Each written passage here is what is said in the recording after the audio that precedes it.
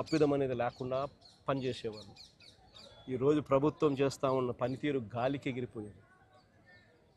ప్రభుత్వం అన్నది ఈరోజు ఉందా లేదా అర్థం కాని పరిస్థితిలో రైతున్నాడు. రైతుకు నష్టం వచ్చినా కష్టం వచ్చినా కానీ పట్టించుకునే పరిస్థితి ఎక్కడా కూడా కనిపించని పరిస్థితిలో ఈరోజు రాష్ట్రం ఉంది. నేను ఇవాళ చంద్రబాబు నాయుడు గట్టిగా చెప్తా ఉన్నా, ఎందుకు లెక్కలు తక్కువ చేసి చూపిస్తూ ఉన్నారు? 15 లక్షలు అని చెప్పి ఇంత ఇంత ఇంత ఇంత ఇంత పంట నష్టం జరిగిన పరిస్థితులు గతంలో ఎప్పుడు జరగలేదు అని చెప్పి ఆ రోజు మీ ఎల్లో మీడియాలోని పేపర్లు సైతం రాసినాయి. ఆ రోజు మీ ఎల్లో మీడియా సైతం మీ ఎల్లో మీడియాలో మీ గజెట్ పేపర్ ఈనాడు కూడా రాసింది. మరి ఈరోజు ఎందుకు తగ్గించి రాస్తున్నారు? ఎందుకు ఎన్యూమరేషన్ చేయడానికి వెనకడుగు వేస్తూ ఉన్నారు? ఎందుకు రైతులకు తోడుగా ఉండడానికి ఎందుకు వెనకడుగు వేస్తున్నారు? ఎందుకు రైతులకు ఎన్యూమరేషన్ కోసం అప్లికేషన్ పెట్టుకుంటే ఎన్యూమరేషన్ చేస్తే మీ పంటలు కొనుగోలు, మీ వరి పంట మేము కొనుగోలు చేయము అని ఎందుకు రైతుకు భయపడిస్తున్నారు? ఎందుకు లెక్కలు తక్కువ చేసి చూపిస్తూ ఉన్నారు? ప్రభుత్వం అన్నది రైతుకు మంచి చేయాల్సింది పోయి రైతుకు నష్టం చేసే కార్యక్రమం ఎందుకు చేస్తూ ఉన్నారని అడుగుతా ఉన్నా.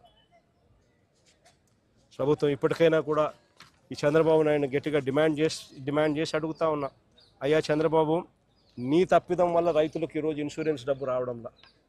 ఈరోజు ప్రతి రైతుకు నువ్వు ఎలా పలికినా ఎలా పలకపోయినా కూడా ఉచిత పంటల బీమా కన్నా నువ్వు కానీ డబ్బు కట్టి ఉండింటే, వైఎస్ఆర్సీపీ ప్రభుత్వం మాదిరిగానే కట్టి ఉండింటే ఈ పొద్దు ప్రతి రైతుకు, నష్టపోయిన ప్రతి రైతుకు ఎకరాకు కనీసం 20,000 రూపాయలు పైచిలకు రైతుకు చేతిలో కనపడేది.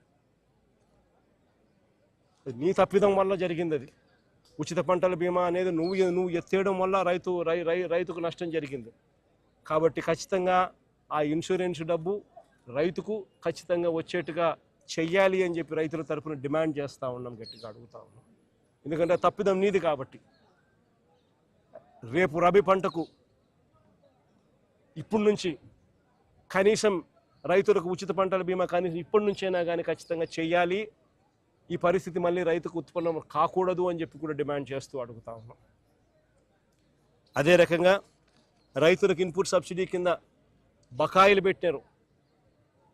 దాదాపుగా ఈల లెక్కల ప్రకారమే, అది తగ్గించిన ఈల లెక్కల ప్రకారమే, తగ్గించి ఈలేసిన లెక్కల ప్రకారమే 600 కోట్లు ఇవ్వాలని చెప్పి ఈళ్ళే బకాయిలు పెట్టారు.